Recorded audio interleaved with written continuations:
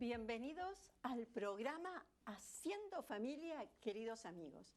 Estamos ya próximos al año de la fe. Benedicto XVI nos invita a vivir un año de la fe.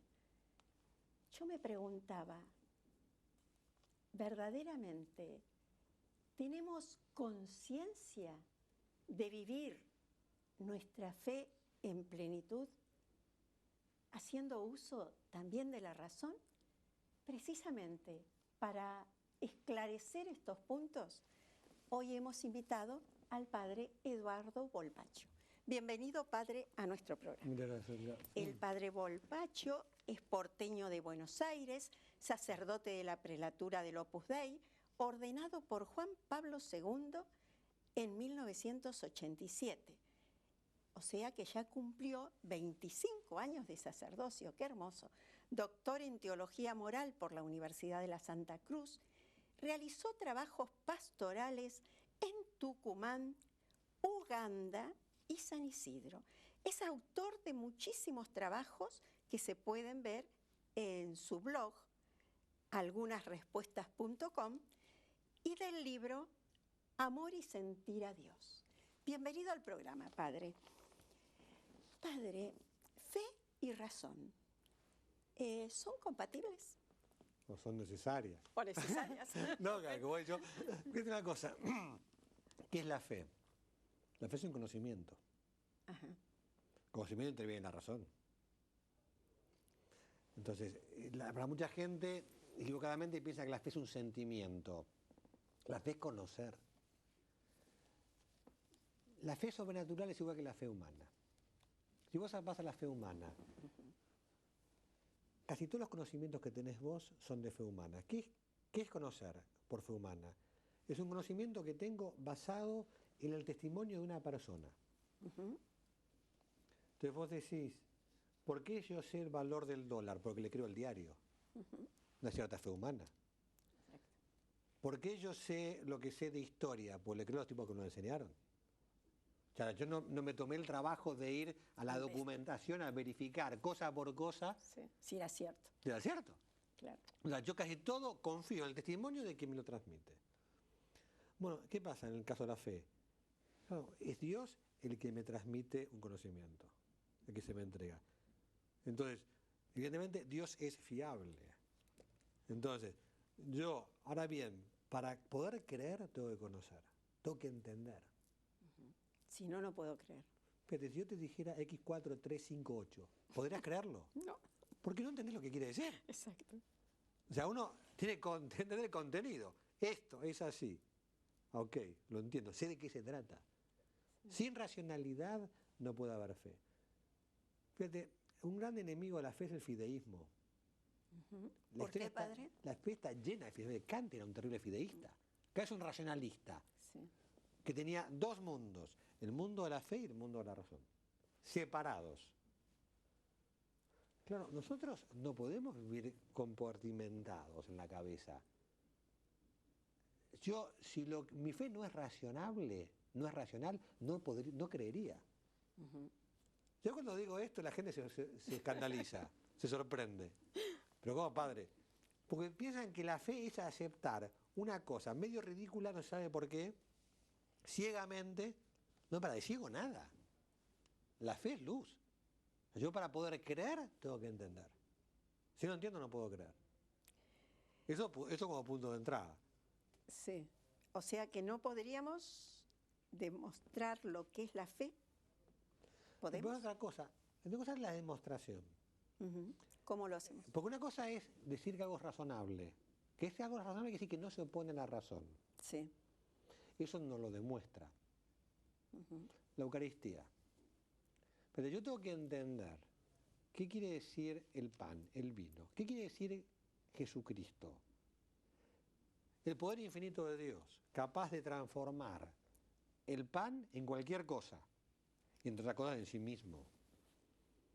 Entonces, cuando yo entiendo, evidentemente yo no puedo demostrar que Jesucristo esté en la Eucaristía, pero si yo entiendo que esté y le creo al poder de Dios que es capaz de hacerlo, y como el Señor me dice que Él sí está, yo le creo lo que Él me dice.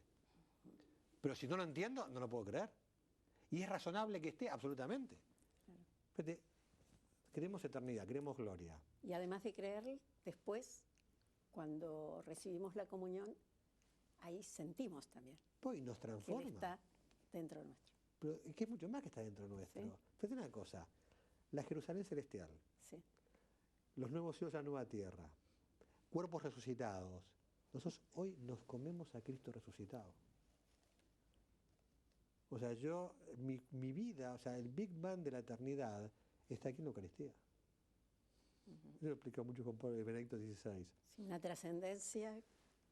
Pero volviendo al tema de la racionalidad, es que sin racionalidad, o sea, nosotros no, los católicos somos terriblemente racionales, no racionalistas. Fíjate que estamos en un mundo, la Revolución Francesa, el Iluminismo, la diosa razón. Hemos pasado de la diosa razón al extremo opuesto. A ver, la razón como el enemigo. Desgraciadamente hoy la gente piensa como Nietzsche. Es la voluntad al poder. O sea, no es importante decir lo que es razonable, sino lo que yo quiero. O sea, no es que si esto es una mesa o no es una mesa, qué es, sino lo que yo quiero que sea. Y entonces nos encontramos que la razón es el enemigo. A mí me ha pasado una vez con una chica de 5º año de colegio que le pregunté amistosamente, che, ¿qué vas a estudiar el año que viene? Y casi se enoja. Me dijo, ¿Por Me qué? dijo, no sé ni me importa. Que no quería pensar. Sin proyecto de vida. No, pero ¿cuánta gente el enemigo es la razón? Sí. O sea, vos decís, claro, ¿por qué el enemigo es la razón? Porque si yo pienso, la cretina de la razón me va a obligar a hacer cosas que yo no quiero hacer. Claro. Entonces, la razón es enemigo. Entonces, estamos en un mundo antirracional. Entonces, que la razón ha sido desplazada de los ámbitos importantes de la vida, de la moral, del amor. O sea, un montón de cosas que necesitan una regulación racional de la vida. Eliminada esos campos, los campos importantes. Y ha sido la razón solamente dedicada a campos científico y tecnológico. Bárbaro. Me voy a tener un teléfono cada vez mejor. Puedo hablar cada vez mejor por teléfono, pero no puedo gobernar mi vida cada vez mejor. Fíjate que si la ética no es racional, o sea, lo más básico del ser humano es conducir racionalmente su propia vida. Si la razón no tiene nada que decirle a la vida humana, a la moral, a la ética, estamos complicadísimos. Y estamos, padre, creo, complicadísimos. Bueno, pero entonces renuncio a la racionalidad, estoy loco. Entonces, claro, fe y razón se necesitan. La fe necesita la razón para conocerla. Yo no puedo creer lo que no entiendo, te decía. Pero no solo para conocerla, para purificarla. Precisamente, mi fe estará sana, protegida contra el fundamentalismo. Gracias a la razón. O sea, la razón es un purificador y un protector de la fe, en cierto sentido. Y también de las ideologías, ¿no? Por eso. No dejarnos atrapar. Entonces, la fe necesita la razón. Y la razón necesita la fe. O sea, que diríamos que son compatibles. Fe y razón son compatibles. Sí, más compatibles se exigen mutuamente. Porque fíjate una cosa, el tema de la fe y la razón, de la razón sin fe. La razón sin fe se queda encerrada en un ámbito muy pequeño.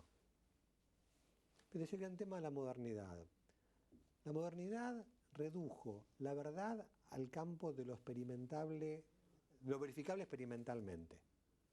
O sea, yo puedo decir que el agua hierve a 100 grados, ¿por qué? Porque puedo poner un mechero en determinadas condiciones de temperatura, de presión atmosférica, la altura, mido y efectivamente hierve a 100 grados. Lo puedo verificar empíricamente. Sí. Ahora, reducir la razón al ámbito de lo verificable empíricamente es como signos reductores de cabeza. O sea, reducir la razonabilidad al ámbito de la técnica y bárbaro, pero no alcanza. Sí. Estoy reduciéndola, entonces el Papa pide constantemente ensanchar los ámbitos de la racionalidad. Padre, ¿qué es más razonable? ¿Aceptar que hay cosas que no entiendo o negar la existencia de lo que entiendo?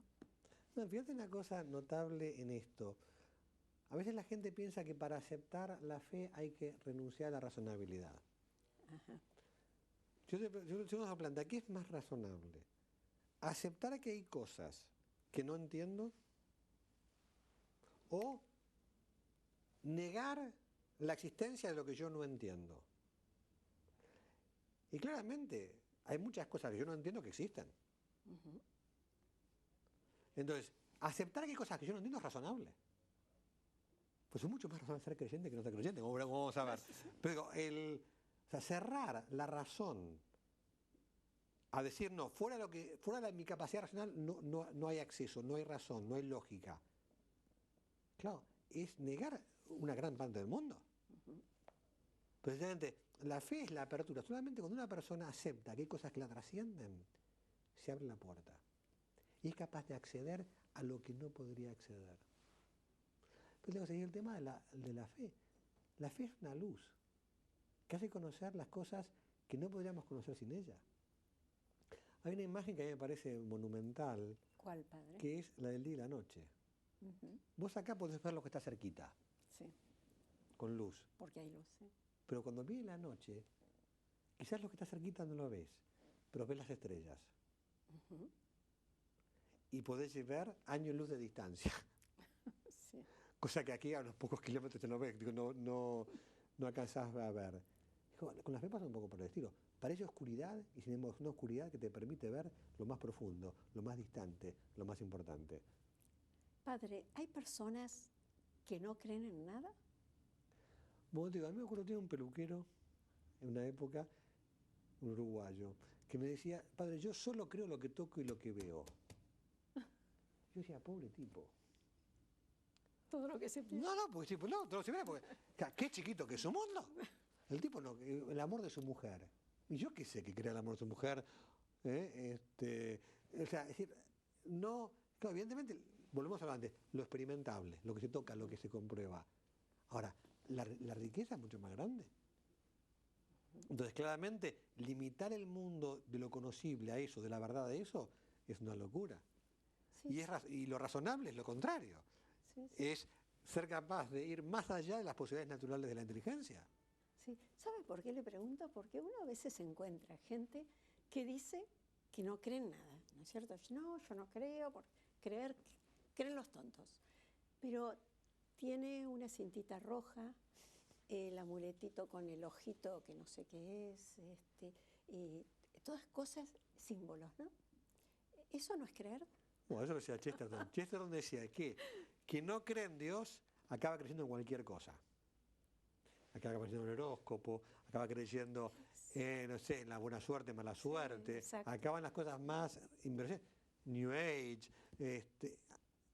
Pero es un problema precisamente de no creer en lo verdadero. Y el tema está, decía, claro, la racionalidad. O sea, entender qué es creer. ¿Y a quién le creemos? Vamos a ver, uno dice, ¿qué es la revelación? Pero el tema es profundizar, ir a lo sencillo. Por eso el Papa dice muchas veces, tenemos que hacer entender lo sencillo de la fe. Porque creer no es complicado. O sea, lo que Dios promete, lo que Dios trae, lo que Dios propone es muy sencillo. Evidentemente, después Dios es tan simple que la Trinidad habrá que entenderla, es complicado, pero Dios es amor. Sí. O sea, una vez que vivas lleno del amor de Dios y que te trasciendas a vos mismo y que descubras la grandeza que te llena la vida, ya podrás ir entendiendo cómo eso es racional y un montón de cosas. Pero el punto de partida me parece que es descubrir la fe es racional. Quien no sabe, quien piensa que su fe no es racional, o es tonto o niega la racionalidad. como un valor importantísimo para el ser humano. Exacto. Padre, quizás nos podría ayudar a pensar un poquito en qué somos, qué es el hombre. No, fíjate una cosa, uno dice, el Génesis nos dice que el hombre es imagen de Dios. Sí. Entonces vos decís, yo tengo un espejo, tengo mi imagen reflejada. Pero la imagen está ahí mientras yo estoy. Si yo salgo, se desvanece la imagen. Exacto. Pero si yo saco a Dios de la vida del hombre, el hombre no es nada. Entonces, evidentemente, por eso el tema de la fe es fundamental. Pues la fe me dice quién soy. En el fondo, si yo quiero saber qué es el ser humano y no conozco a Jesucristo, no conozco al hombre, a Dios hecho hombre. Y el modelo definitivo a lo que toda la creación del ser humano se dirige. En ese tema de la racionalidad de la fe, me parece que es importante también descubrir quedar convencido de que es razonable ser creyente. A mí me pasó hace poco estar dando una charla a un grupo de chicos y chicas sobre el tema de la sexualidad y la pureza, ¿no? Y para ponernos un poco en tema, yo iba a explicar un sentido racional de la moral. Entonces empecé con una pregunta. ¿A ustedes qué les parece? ¿Qué es más razonable, ser creyente o ser ateo? Silencio. Y una chica respondió, ser ateo. Yo estoy convencido que la chica esa era creyente.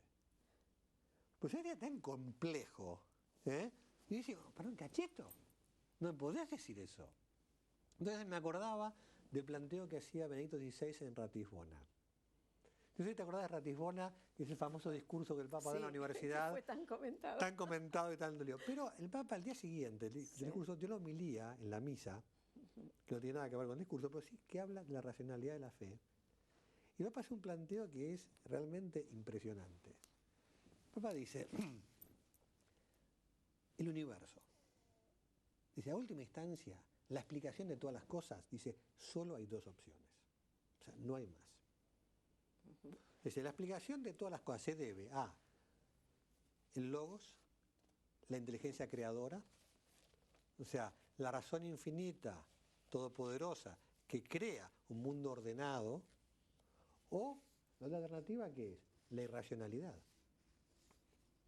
O sea, que este mundo ordenado matemáticamente, que es lo que permite que sea ciencia, que este mundo ordenado matemáticamente sea fruto de la racionalidad. Y el Papa dice, claro, es que entre las dos alternativas es mucho más razonable la primera. O sea, los que creemos en Dios es que no tenemos que pedirle perdón a nadie por creer en Dios.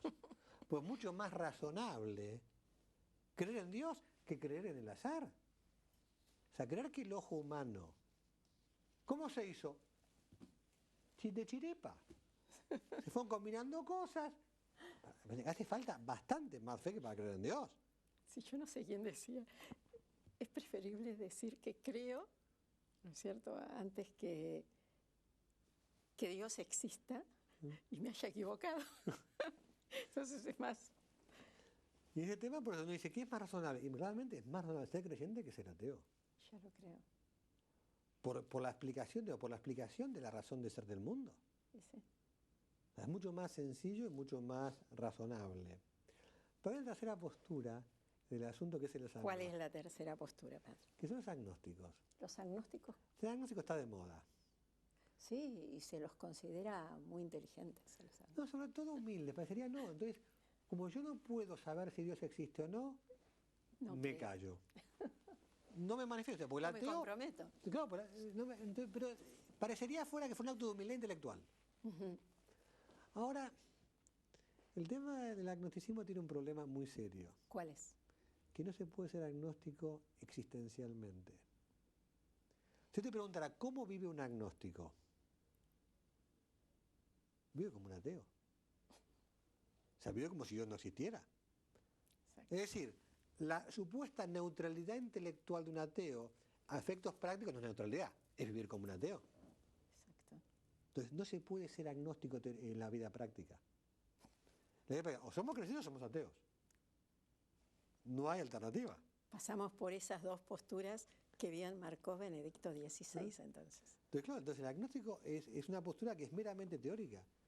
no es posible ser agnóstico en la vida concreta. Por eso, de aquí entra, me parece, el gran desafío, que es, yo, si agnóstico fuera honrado, ¿yo qué le diría?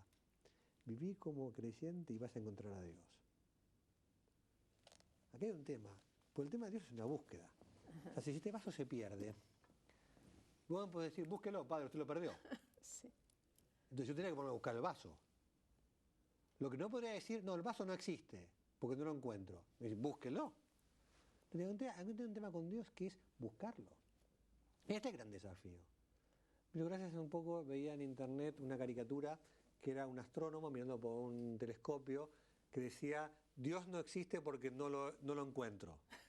Pero estaba mirando. Y al lado había otra investigadora que le respondía, la única verdad científica es que tú no lo has encontrado todavía. Todavía. ¿Qué vamos a decir? Sí. Que no lo veas no quiere decir que no exista. Exacto. O sea, la persona que no ha encontrado a Dios, ¿qué le aconsejaría yo? Buscarlo. Fíjate que hay un tema que es la famosa apuesta de Pascal. ¿Te suena? Sí, a ver, cuéntala. Pascal era un matemático muy famoso. Sí. La apuesta de Pascal es la siguiente. Vamos a ver, a fin de cuentas hay cuatro posibilidades. Que Dios exista o que Dios no exista. Que yo crea en Él o que yo no crea en Él. ¿No? Entonces uno combina las cuatro. Y dice, posibilidad número 1, se pasa una apuesta. A ver, ¿a qué apostamos de las cuatro? Si tenemos que jugar plata, jugar la vida. La primera posibilidad es que Dios crea, que yo crea que Dios exista y que yo crea en Él. Si Dios existe y yo creo en Él, yo gano todo. Gano la apuesta. Exacto. Segunda posibilidad es que yo crea en Dios y que Dios no exista. Si yo creo en Dios y Dios no existe, yo no pierdo nada. La tercera posibilidad es que Dios existe y que yo no crea en Él. Yo lo he perdido todo. Y la cuarta opción es que Dios no existe, que yo no crea en Él, y en todo caso yo no gano nada. Claro, entonces nos ven las cuatro resultados. Gano todo, no pierdo nada, no gano nada, lo pierdo todo. Dice, claro, ¿vos a qué apostás de las cuatro? Y a creer, obviamente. Evidentemente no es una apuesta, pero es muy interesante el planteo.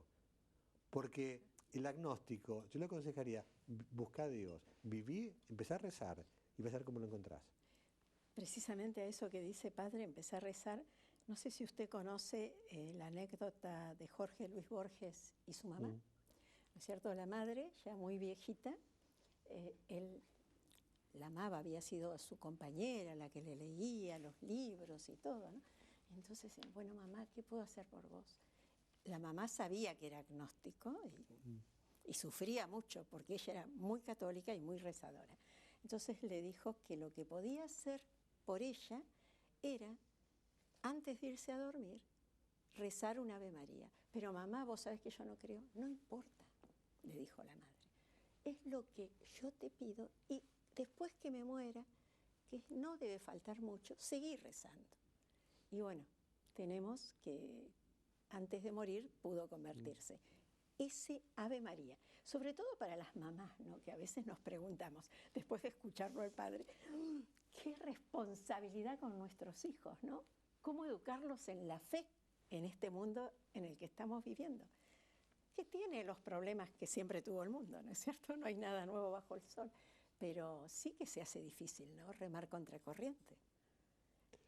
Pero tener la gracia de Dios, yo decía, y yo creo que el primer fundamento es la racionalidad de la fe. Y que Dios tiene mucho más interés en que nosotros nos salvemos que nosotros mismos. De tal manera que Dios no es un juez neutral que está esperando que te equivoques para cascarte, sino que Dios es un Padre misericordioso que quiere dar plenitud a tu vida. Y la fe es lo que da la plenitud. Porque lo que muestra, lo que abre las puertas a la vida grande y definitiva. Padre, ¿será por eso que sobre el final de la carta el Papa nos pone a nuestra Madre la Virgen?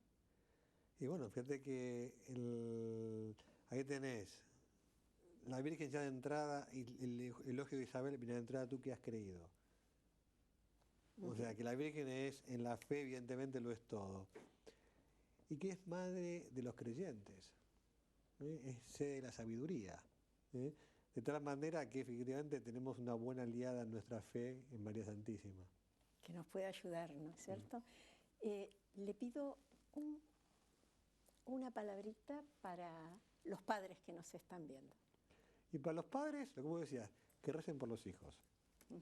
Y que también tendrán que formarse un poco para saber explicar a los hijos cosas en plan sencillo.